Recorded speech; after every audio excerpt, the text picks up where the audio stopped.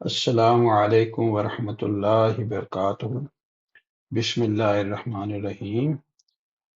अच्छा, ऐसा है कि आप सबको पता है कि तकरीबन स्प्रिंकलर्स का जो चैप्टर है वो मैंने कल क्लोज कर दिया था। स्प्रिंकलर्स के आपकी तकरीबन 3-4 वीडियोस हैं जो अपलोड की हुई हैं मैंने अपने यूट्यूब चैनल पे। और सबसे पहले तो बहुत बहुत शुक्रिया कि आप मेरे काम को जो अप्रिशिएट भी कर रहे हैं और लाइक भी कर रहे हैं। और जो है और दूसरों के साथ शेयर भी कर रहे हैं, तो बहुत शुक्रिया आप सबका। आज से ना हम एक नया टॉपिक शुरू करने लगे हैं, वो है इलेक्ट्रिकल। तो जो लोग जो जितने भी लड़के हैं या जितने भी लोग हैं जो इलेक्ट्रिकल में काम करते हैं, ठीक है, तो वो इन एक्सरसाइज के साथ अटैच हो जाएं ताकि उनको भी जो है पता लग जाए कि इलेक्ट्रिकल का किस तरह से काम करना होता है। क्योंकि मेरे पास बहुत सारी क्वेरीज आती हैं, वो कहती हैं कि हम सिर्फ इलेक्ट्रिकल सीखना चाहते हैं, ठीक है, या हम फिर एचवीएसी सिर्फ सीखना चाहती हैं, या फिर हम सिर्फ प्लम्बिंग सीखना चाहते हैं, ठीक है, या फिर हम जो है सिर्फ फायर प्रोटेक्शन सिस्टम सीखना चाहते हैं। तो देखें, इन सब का ना जो है बहुत गहरा तल्लक है एक दूसरे से, ठीक है। तो इसलिए जब ऑटोडेस्क ने इसके लिए कोई टूल एडवाइस किया था, तो वो टूल था रेविट एमईपी। ठीक है, रेविट एमईपी का मतलब है कि जिसके अंदर आपके पास इलेक्ट्रिकल भी होता है, जिसके अंदर आपके पास प्लम्बिंग भी होता है, जिसके अंदर आपके पास एचवीएसी भी होता है, जिसके अंदर आपके पास फायर प्रोटेक्शन सिस्टम भी होता है, ठीक है। तो इस तरह से नहीं हो सकता कि जो है अलहदा बिल्कुल आप कहते हैं इलेक्ट्रिकल का काम है, सीखना या इलेक्ट्रिकल का काम है तो सिर्फ इलेक्ट्रिकल पे तवज्जो दो। इलेक्ट्रिकल का बहुत ज़्यादा कंसर्न होता है एचवीएसी के साथ, प्लम्बिंग के साथ और फायर प्रोटेक्शन सिस्टम के साथ। तो जब भी सीखें तो पूरा एमईपी का जो कोर्स होता है ना वो पूरा करें, ठीक है। ये मेरा एडवाइस है आपके लिए। उससे ये होगा कि आपको जितनी भी उसके साथ चीज़ें मुंसलिक हैं उन सब के बारे में आपको पता लग जाएगा और उनके सब के बारे में आपको मालूम भी हो जाएगा। तो सबसे पहले इंट्रोडक्शन की तरफ चलती हैं और इलेक्ट्रिकल की जाके हम इंट्रोडक्शन देखते हैं। तो हमारे पास इंट्रोडक्शन क्या है, इंट्रोडक्शन में क्या है? Electrical system setting in Revit MEP. In Revit MEP, electrical systems are used to design and analyze the electrical infrastructure of the building. देखिए, यहाँ पे ना मैं एक चीज़ आप सबको वाज़ह करता जाऊँ कि बिल्डिंग के लिए भी आपको इलेक्ट्रिकल यूटिलिटी की ज़रूरत पड़ती है और जो इंफ्रास्ट्रक्चर होता है, जो बाहर आप काम कर रहे हैं, तो वहाँ पे भी बहुत सारी आपको इलेक्ट्रिकल यूटिलिटीज़ की ज़रूरत पड़ती है। ठीक है? तो जब ज़िक्र होता है बिल्डिंग का, तो फिर हम बिल्डिंग के बारे में जितने भी टूल्स हैं, उनके बारे में डिस्कशन करेंगे और जब इंफ्रास्ट्रक्चर की बात होती है, पर इंफ्रास्ट्रक्चर के उससे रिलेटेड जो टूल है उसके बारे में बात होगी। इस वक्त क्योंकि हम बिल्डिंग को कवर कर रहे हैं तो रेविट एमईपी जो है बिल्डिंग का सॉफ्टवेयर है, तो इसलिए बिल्डिंग की बात होगी। To set up an electrical system, you need to configure the system setting which include electrical setting। जैसे आपको याद होगा कि मैंने जब एचवीएसी शुरू किया तो उसकी भी सेटिंग्स को मैंने जो है वो आपको बताया था कि उसकी सेटिंग आपने किस तरह से करनी है। इसी तरह जब मैंने प्लम्बिंग किया था, तो प्लम्बिंग का भी आपको बताया था कि उसकी सेटिंग आपने किस तरह से करनी है। इसी तरह से आप इलेक्ट्रिकल के अंदर भी जाएँगे और इलेक्ट्रिकल के अंदर भी जाके आप जो है अपनी सिटी सेटिंग जो बेसिक सेटिंग है, उनको जो है वो सही करेंगे। Define the electrical standard such as voltage. आप सेटिंग के अंदर क्या करती हैं जिसके अंदर वोल्टेज आप इलेक्ट्रिकल स्टैंडर्ड्स को जो है वो सेट करते हैं प्रोजेक्ट के मुताबिक। सच एज वोल्टेज आप सेट कर देती हैं, फ्रीक्वेंसी एंड सेट कर देते हैं, वायर साइजेस आप सेट कर देती हैं, ठीक है। दूसरा सर्किट सेटिंग जो है, सर्किट की setting, configure circuit type such as lighting, power and equipment circuit, ठीक है, वो आपको जो चाहिए उसकी आप सेटिंग कर देते हैं। Load calculation setup, load calculation method and parameters, ठीक है। उसके बाद 5 में wire setting, define the wire type, sizes and material. उसके बाद वायरिंग की भी आप साइजेस, मटेरियल, हर चीज जो है उसको मेंशन कर देती हैं। उसके बाद आगे चलें तो उसके की components of electrical system. Electrical के जो है मेजर मेजर कौन से कंपोनेंट या की कंपोनेंट कौन सी हैं? Electrical panel, stay electrical panel जो है वो बेसिकली जितनी भी डिस्ट्रीब्यूशन सिस्टम उनको कंट्रोल कर रहा होता है। Represent electrical distribution panel such as main panel, sub panel and switch board. ठीक है, इसमें आपके पास मेन पैनल भी होती हैं, इसके अंदर आपके पास सब पैनल भी होती हैं और इसके अंदर आपके पास स्विच बोर्ड्स भी होते हैं।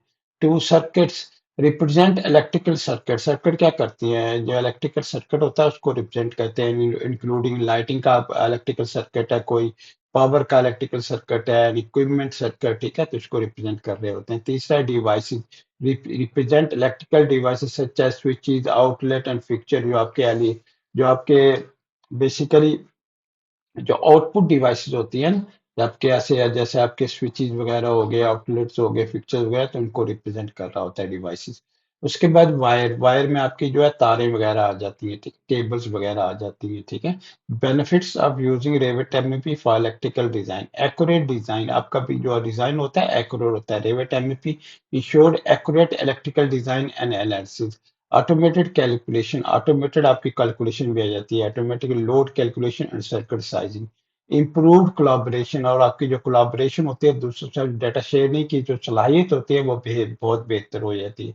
इन्हांस विजुअलाइजेशन, ठीक है, और जो अपनी उसके बाद देखने की सलाहियत है, 3D visualization and rendering of electrical system देखने की और उसको व्यू करने की सलाहियत है, वो भी बहुत ज्यादा बेहतर हो जाती है। ठीक है, तो ये तो आपकी इंट्रोडक्शन होगी आपके इलेक्ट्रिकल डिसिप्लिन के बारे में। अब चल अब चलते हैं हम रेविट की तरफ। ठीक है, और रेविट की तरफ हम जो है यहाँ पे आपके पास, आपको पता है सिस्टम में जब आते हैं तो आप सिस्टम में एचवीएसी का सिस्टम भी आ रहा होता है, प्लम्बिंग का सिस्टम भी आ रहा होता है, इलेक्ट्रिकल सिस्टम भी आ रहा होता है। ठीक है, तो यहाँ पे आपके पास इलेक्ट्रिकल सिस्टम में आप ये छोटा सा एरो आपके ना कोने में आपको नजर आ रहा होगा। ठीक है, इसको आप क्लिक कर दें तो इसके अंदर आप देखें आपके पास ना हिडन लाइंस आ रही हैं, यानी अगर कोई केबल ट्रे ऊपर नीचे से गुजर रही है, केबल गुजर रही है, कंड्यूट गुजर है, तो वो ऊपर नीचे नजर आना चाहिए। नीचे वाला जो है वो, जो ऊपर वाला है वो ऊपर नजर आना, और नीचे वाला डॉटेड आपको नजर आना चाहिए ताकि पता रहे कौन नीचे है कौन ऊपर है। लाइन स्टाइल्स, ठीक है, आपकी लाइन स्टाइल जो है वो भी आपने जो है वो बतानी है। ठीक है, इनसाइड गैप कितना होगा, ठीक है, आउटसाइड गैप कितना होगा, सिंगल लाइन कितना होगा। ठीक है, तो इनसाइड आउटसाइड गैप आपने कितना रखा है वो भी जहाँ यहाँ जाके आप जो है मेंशन कर सकती हैं। ठीक है, उसके बाद जनरल सेटिंग्स आपकी आ जाती हैं। इलेक्ट्रिकल कनेक्टर सेपरेटर, ठीक है, अगर फर्ज करें कोई इलेक्ट्रिकल कनेक्टर है, ठीक है, और वो सेपरेट करना चाह रहे हैं, उसको लिखना चाह रहे हैं या एनोटेशन लिखना चाह रहे हैं, उसको सेपरेशन के लिए कोई उसका जो है वो एब्रीवेशन जो है वो देना चाहते हैं, तो वो हम डैश इस्तेमाल कर सकते हैं। ये हम चेंज भी कर सकते हैं अगर हमें कोई और चाहिए। ठीक है, तो डैश की जगह का और भी दे सकती है। उसके बाद आ जाता है इलेक्ट्रिकल डाटा स्टाइल्स। ठीक है, कनेक्शन डिस्क्रिप्शन, जिसमें वोल्टेज आपकी होती है, नंबर ऑफ पोल्स होते हैं और लोड होता है। ठीक है, फिर सर्किट डिस्क्रिप्शन आ जाती है अपनी, कि सर्किट की डिस्क्रिप्शन क्या है, यानी 480 वोल्ट है, 3 फेस है, 330 एम्पियर्स है। ठीक है, उसके बाद सर्किट नेमिंग बाय फेज, ठीक है, मुख्तलिफ मुल्कों के अंदर ना हर सर्किट को अलग-अलग से नाम दिया जाता है। ठीक है, तो आप किस प्रोजेक्ट पे काम कर रहे हैं, किस मुल्क का प्रोजेक्ट कर रहे हैं, तो यहाँ पे आप एब्रीवेशन दे सकते हैं। उस फेज ए को आप क्या कहेंगे, आर कहेंगे, ठीक है, फेज बी को आप डब्ल्यू कहेंगे, और फेज सी को आप फर्ज करें बी कहेंगे। ठीक है, तो आप इसकी एब्रीवेशन चेंज कर सकती हैं। ठीक है, फर्ज करें यहाँ पे फेज ए है, ठीक है, तो यहाँ ए भी लिख सकते हैं। ठीक है, यहाँ पे आपके पास बी है तो बी भी लिख सकते हैं। ठीक है, जो भी आपने एब्रीवेशन इस्तेमाल करनी है वो यहाँ पे आप कर सकती हैं। ठीक है, उसके बाद capitalization of load name from source parameter. ठीक है, सर्किट सीक्वेंस, फिर आपके सर्किट सीक्वेंस आपके आ रही है, एक सर्किट है, दो है, तीन है, चार है, पांच है, छह है, तो इस तरह आपकी सीक्वेंस भी आ रही है सर्किट्स की। आपने क्या सीक्वेंस देनी है आप वो भी यहाँ पे मेंशन कर सकते हैं। ये देखें यहाँ पे ये ग्रुप बाय फेज कर ले आप, ठीक है, ऑड देन इवन कर ले नंबर। ठीक है, तो आपको जिस तरह भी आपको चाहिए सर्किटिंग नंबर वो यहाँ पे आप कर सकते हैं। सर्किटिंग रेटिंग क्या है आपकी, ठीक है, वो देखें 20 एम्पेयर आ रही है, तो वो भी आप चेंज कर सकती हैं। सर्किट पाथ ऑफसेट क्या है, ठीक है, पाथ ऑफसेट, सर्किट का पाथ ऑफसेट मतलब कितना एलिवेशन क्या है उसका, ठीक है, वो भी यहाँ पे आप जो है बता सकती हैं। उसके बाद एंगल्स आ गए। ठीक है, एंगल्स में जो आप rebate will use this angle specify. ठीक है, अगर फर्ज करें आपकी कोई केबल ट्रे है, कोई केबल है, ठीक है, उसका जो है कंड्यूट जो है वो किस एंगल का कंड्यूट आपको चाहिए, कौन सी फिटिंग आपको चाहिए, किस तरह की आपको जो है वो उसकी एसेसरीज चाहिए, ठीक है। तो वो उसकी सारी डिस्क्रिप्शन आपके पास यहाँ आ रही होती है, ठीक है। फिर आपकी वायरिंग आ जाती है, ठीक है। वायरिंग में एम्बियंट टेम्परेचर उसका क्या होगा, ठीक है, वो आप जो है वो बता सकते हैं। अच्छा, इसमें जब हम सेटिंग्स कर रहे होते हैं ना, तो सेटिंग के साथ-साथ जो भी टर्मिनोलॉजी, इलेक्ट्रिकल की टर्मिनोलॉजी जो इस्तेमाल हो रही हैं, जो भी आ रही होंगी, वो साथ-साथ मैं आपको बताता भी रहूँगा, ताकि जो है आपका कॉन्सेप्ट जो पूरी तरह से क्लियर हो, बिल्कुल क्लियर हो। और जब आप काम करें तो आपकी कहीं भी कोई भी टर्मिनोलॉजी अगर आती है, तो आपको पता हो कि इस टर्मिनोलॉजी का मतलब क्या है और ये कहाँ पे इस्तेमाल होगी। ठीक है, उसकी वजूहत ये होती हैं कि बहुत से लड़के ऐसे होते हैं जिनकी इलेक्ट्रिकल की बैकग्राउंड नहीं होती, ठीक है? इलेक्ट्रिकल की बैकग्राउंड नहीं होती और वो जो है इलेक्ट्रिकल की ड्राइंग्स के ऊपर या इलेक्ट्रिकल मॉडल्स के ऊपर, ठीक है, या इलेक्ट्रिकल डिज़ाइन के ऊपर जो काम कर रहे होते हैं और सिर्फ़ कुछ एक्सपीरियंस होता है जो वो अपना जो यूटिलाइज़ कर रहे होते हैं। लेकिन ये ज़रूरी होता है कि अगर आपको टर्मिनोलॉजीज़ का पता लग जाए तो वो ज़्यादा बेहतर है, ज़्यादा आसानी हो जाएगी। उसकी वजूहत ये होती है कि देखें, रेविट ऑटोकैड की तरह सॉफ्टवेयर नहीं है। ऑटोकैड बड़ा डिफरेंट सॉफ्टवेयर था, रेविट बहुत डिफरेंट सॉफ्टवेयर है।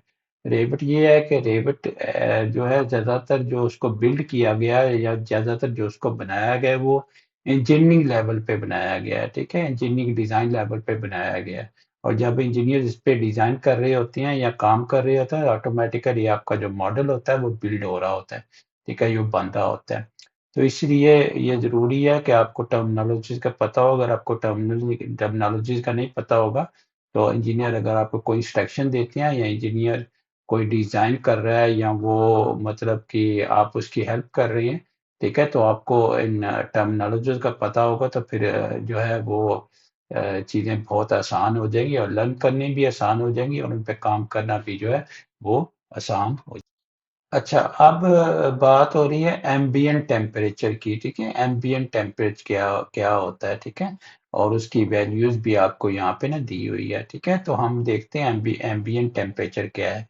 Ambient temperature is the temperature of the surrounding, जो इर्द-गिर्द आपका जो टेम्परेचर होता है ना एयर का, ठीक है? और एनवायरनमेंट का, ठीक है? वो बेसिकली आपका एम्बिएंट टेम्परेचर कहलाता है। Essentially the temperature you feel around you, यानी जो आप अपने इतराफ जो है फ़ील कर रहे होती हैं, देख रहे होते हैं या महसूस कर रहे होती हैं, वो बेसिकली या ता आप अंदर हों या बाहर हों, वो बेसिकली आपका एम्बिएंट टेम्परेचर होता है, ठीक है? तो वो भी आपको जो है जब आप सेटिंग्स कर रही होती हैं, ठीक है? वो आपको बताना होता है। And it is crucial for comfort, और ये बहुत ज़रूरी होता है ताकि ज़िंदगी को जो है नॉर्मल लेके आया जा सके या नॉर्मल बनाया जा सके। And the function of electronic and machinery, ठीक है? It is often used interchangeably with the room temperature, यानी आप ये भी कह सकते हैं कि आपका रूम टेम्परेचर क्या है। For indoor setting but can refer to any outdoor air temperature and in measured by a thermometer or sensor in the shade away from the direct heat or cool surface of the accuracy, ठीक है।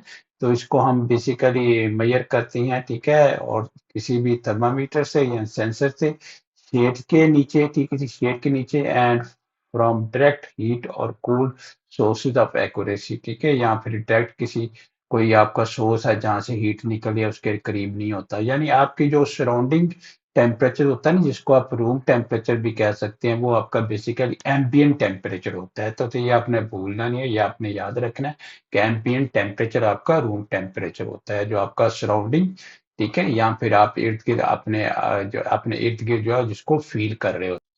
इसके बाद अगली term आती है gap of wiring crossing, ठीक है? Gap of wiring crossing, इससे समझ लग रही है कि जो गैप होता है जब कोई वायर एक दूसरे क्रॉस कर रही होती है, तो उसके अंदर जो गैप होता है वो कितना आपको रखना है, ठीक है? नॉर्मली एक, ठीक है, a gap of wiring crossing refers to the visual break और separation shown on electrical network diagram where wire passes over each other without connection. यानी अगर फर्ज करें कुछ वायर वो एक दूसरे के साथ कनेक्ट नहीं हो रही है लेकिन एक दूसरे को क्रॉस कर रही हैं, ठीक है? तो वो जो है आपने उसका खास जो है लाइक एनईसी जो स्टैंडर्ड है उसका 12 inch rule for power and data, अगर पावर एंड डाटा की को वायर एक दूसरे क्रॉस करें तो कम से कम उनके दरमियान जो है 12 इंच का फासला होना चाहिए, ठीक है। तो ये वो फासला होता है, ठीक है, वो सेपरेशन होती है जो आपकी स्टैंडर्ड जो होती है ना इलेक्ट्रिकल के स्टैंडर्ड्स ने बताया होता है कि अगर फर्ज करें इस डिसिप्लिन की, ठीक है, वायर आ रही होगी और एक दूसरे डिसिप्लिन की वायर वहां से क्रॉस कर रही है उसके ऊपर नीचे, तो कम से कम इतना डिस्टेंस आपने कायम रखना है, इतना डिस्टेंस का जो है रखना है ताकि वो उसके अंदर किसी के याद रखें जब आपकी इलेक्ट्रिकल वायर्स वगैरह या इलेक्ट्रिकल सिग्नल वाली जितनी भी तारें होती हैं जब क्रॉस कर रही हैं तो उनके इर्द गिर्द जो है ईएमएफ क्रिएट हो रहा होता है, इलेक्ट्रिक मोटिव फोर्स क्रिएट हो रही होती है, वो एक किस्म का फ्लक्स होता है, ठीक है। तो फ्लक्स जो है दूसरी जितनी अभी केबल क्रॉस करेंगे उनको डिस्टर्ब ना करे, ठीक है, उनको इंटरप्ट ना करे, ठीक है। तो इसलिए ये आप कह सकते हैं कि ये वो गैप होता है जो किसी भी दो डिसिप्लिन वायर या कंड्यूट के दरमियान आपको जो है वो रखना है। तो ये इसमें ना फिर ये वैल्यू बता रहा होता है, ठीक है ना, आपने कितनी 2 इंच भी रख सकती हैं, 3 इंच रख सकती हैं, ठीक है। तो डिपेंड करता है कि आपके स्टैंडर्ड्स क्या है, आपकी क्रॉसिंग क्या है, ठीक है, मतलब आपके प्रोटोकॉल्स क्या हैं, स्टैंडर्ड क्या है, और उसके मुताबिक आप कितना जो आपको रखना है, तो वहाँ वो यहाँ पे आप ना वैल्यू दे सकती हैं, ठीक है, यहाँ पे आप वैल्यू बता सकते हैं वो वाली। अच्छा, उसके बाद आ जाता है hot wire tick mark. Hot wire tick mark, ठीक है, ये वाला जो है आपका जो है वो सेटिंग्स आ गई है हॉट वायर टिक मार्क। अब हॉट वायर टिक मार्क क्या होता है?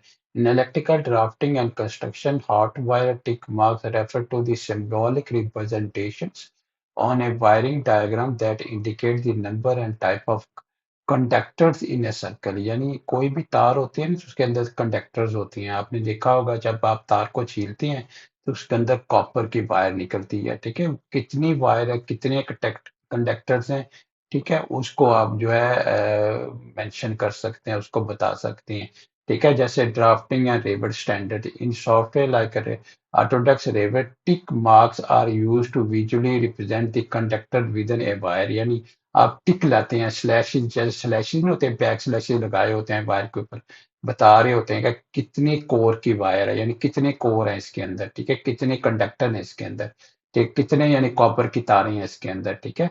तो वो बेसिकली ये चीज होती है जिसको आप हम कहते हैं, ठीक है, hot wire tick mark, hot wire tick mark. मुझे उम्मीद है कि आपको ये चीज भी क्लियर हो जाएगी, ठीक है। असल में मैं चाहता हूँ कि सारी चीजें ना जितनी भी टर्मिनोलॉजी है ना सारी जो है क्लियर हों, उससे क्लियर उनसे फायदा ये होगा कि फिर आपको काम करना ना बहुत आसान हो जाएगा।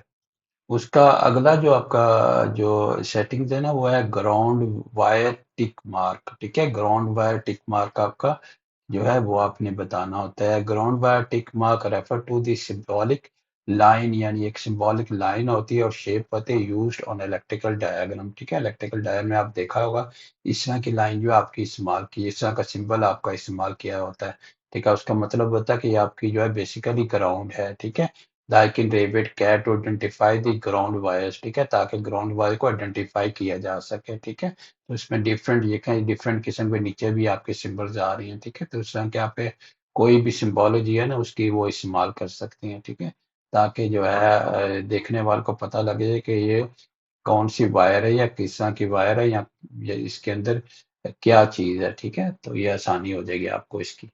अच्छा, इसमें जो टेम्पलेट मैं इस्तेमाल कर रहा हूँ ना तो उसके अंदर जो है वो चीज़ें मतलब वो जो सेटिंग्स हैं, अगर मैं जाता हूँ मैनेज में और मैनेज में एमईपी सेटिंग के अंदर इलेक्ट्रिकल सेटिंग के अंदर जाता हूँ तो वो देखे वहाँ पे उसके अंदर वो डिफाइंड नहीं है, ठीक है, यहाँ पे लिस्ट आ रही होती है, ब्रोज कर रहे होते हैं आप, ठीक है, तो मैं आपको अभी दिखाता हूँ।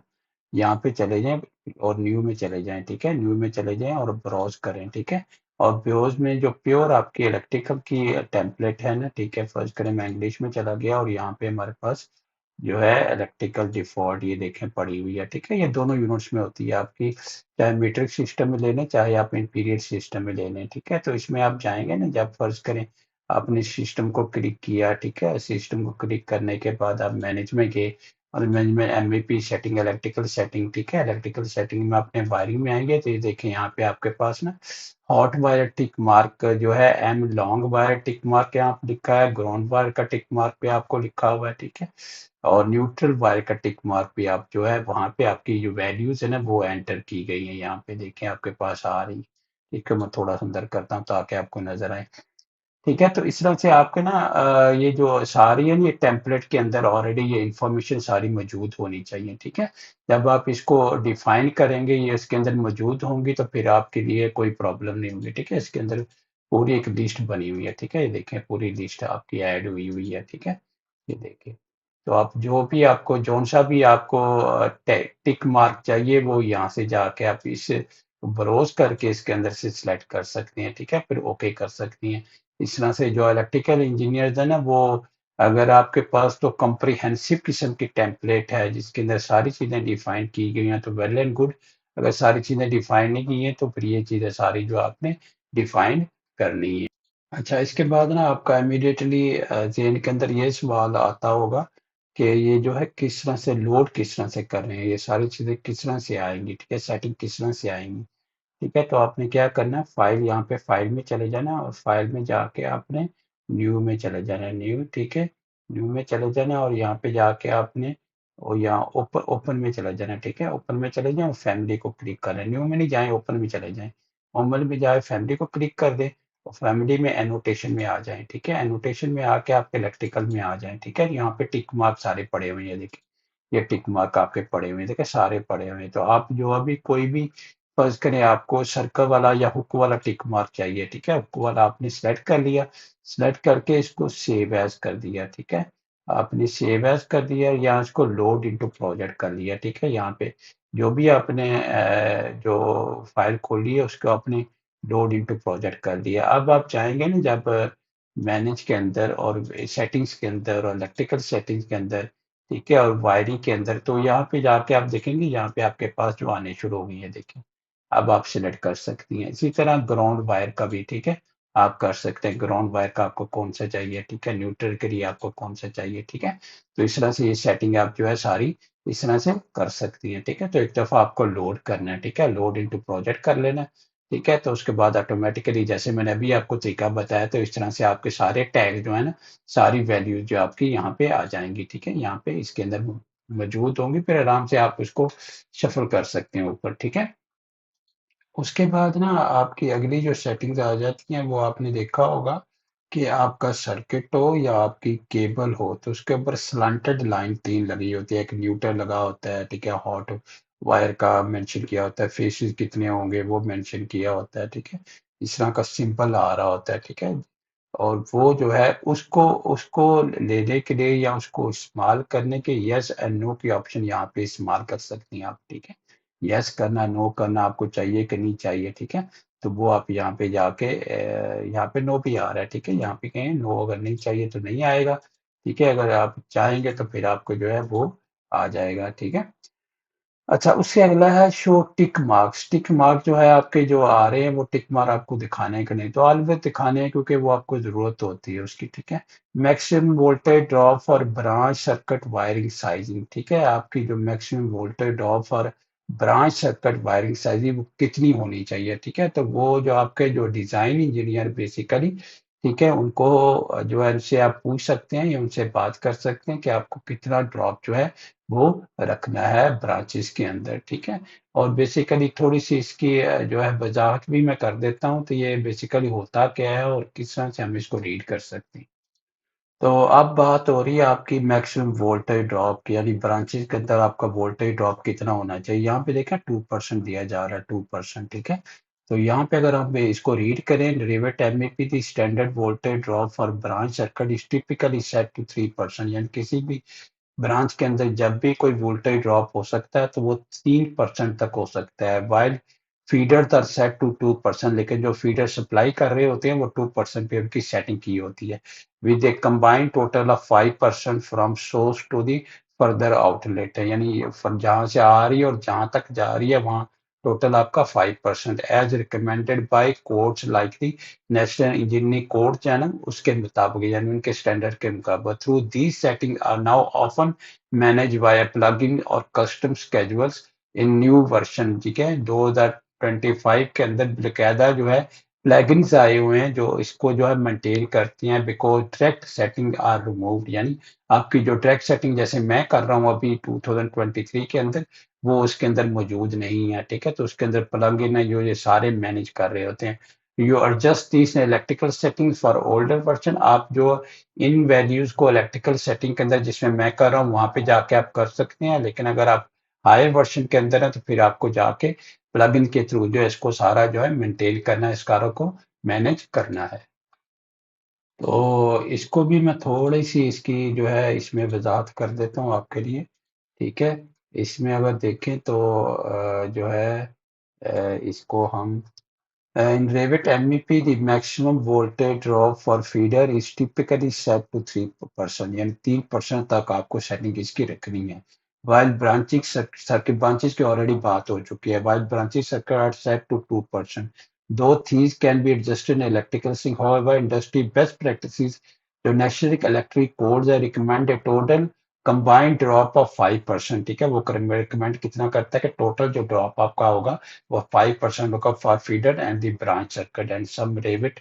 version might even remove the specific feeder setting to encourage focusing on that 5% combined limit with more complex pathing ठीक है और उसके लिए ना डिफरेंट जो है हमारे पास सॉफ्टवेयर भी होते हैं ठीक है जिनको सॉफ्टवेयर को हम इस्तेमाल करके ना ठीक है तो उनका जो वोल्टेज लॉस वगैरह होता है ना जी ब्रांचेस के अंदर वो हम कैलकुलेट करते हैं जिस तरह कि ये software N Y engineer estimated voltage drop calculator ठीक है इन कैलकुलेटर के हिसाब से भी जो है हमने इसको जो है कैलकुलेट कर लेते हैं कितना होगा बेसिकली कितना रखना कितना है टोटली ये डिज़ाइन चीज़ें होती हैं सारी जो डिज़ाइन इंजीनियर्स होते हैं वो डिज़ाइन जब कर रहे होते हैं तो उनके हिसाब से जो मतलब कि जो वो रिकमेंड करते हैं वही होता है लेकिन मैं जो आपको बता रही हूँ स्टैंडर्ड चीजें बता रहा हूँ कि तकरीबन इतनी इतनी वैल्यूज होनी चाहिए ठीक है ब्रांच के अंदर 3% होना चाहिए ठीक है और अपना फीडर के अंदर 3% होना चाहिए ब्रांच के अंदर 2% होना चाहिए टोटल आप 5% रख सकते हैं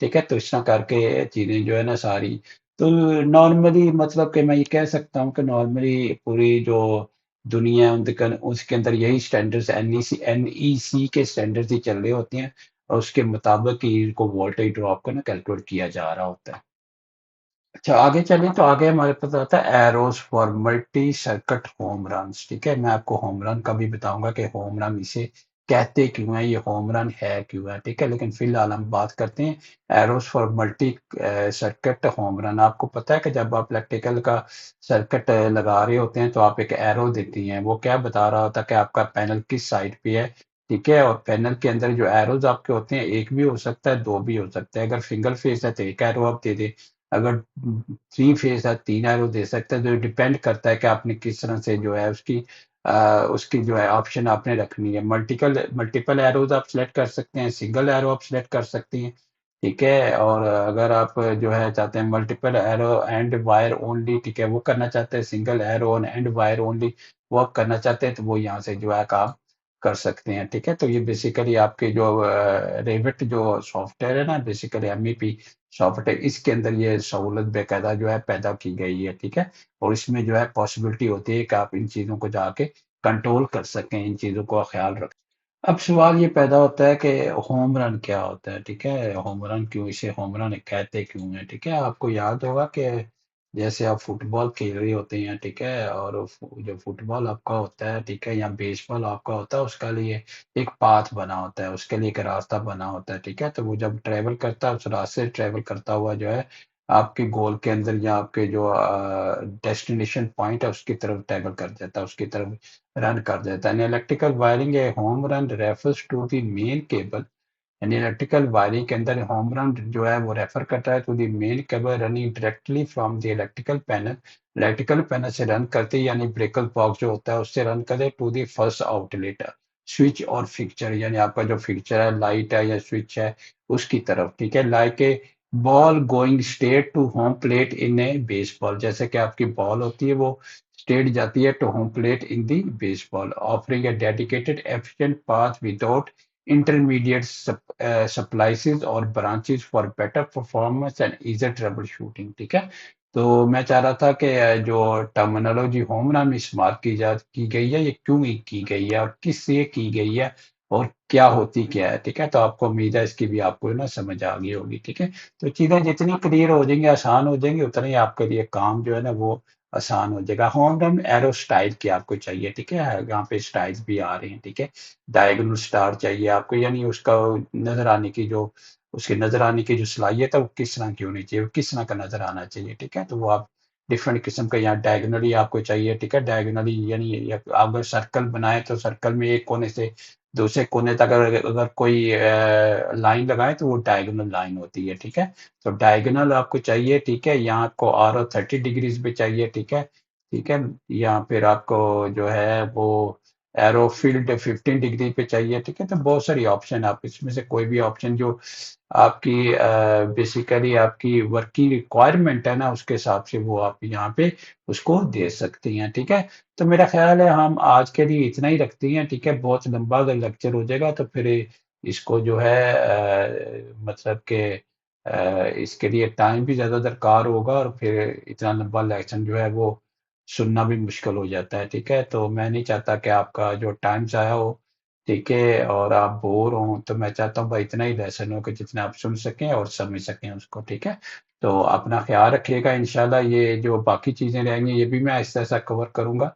ठीक है, और कवर करके मैं भी इंशाल्लाह जो आपको जो है पूरा पूरा इलेक्ट्रिकल का पूरा एक बैकग्राउंड है, जो उसकी बेसिक है उसको जो है मुकम्मल करने की कोशिश करूँगा, ताकि आपकी बेसिक अच्छी और एक सॉलिड किस्म की फाउंडेशन बने। ठीक है, जिससे आप ये है कि अगर आपको आप इलेक्ट्रिकल डिसिप्लिन के अंदर काम कर रहे हो तो फिर आपको कहीं भी किसी किस्म की दुश्वारी ना हो, किसी किस्म की कोई प्रॉब्लम ना आए। ठीक है, और सारी चीज़ें आपको अंडरस्टैंडेबल हो और सारी चीज़ों के बारे में आपको पता हो। तो अपना ख्याल रखिएगा इंशाल्लाह।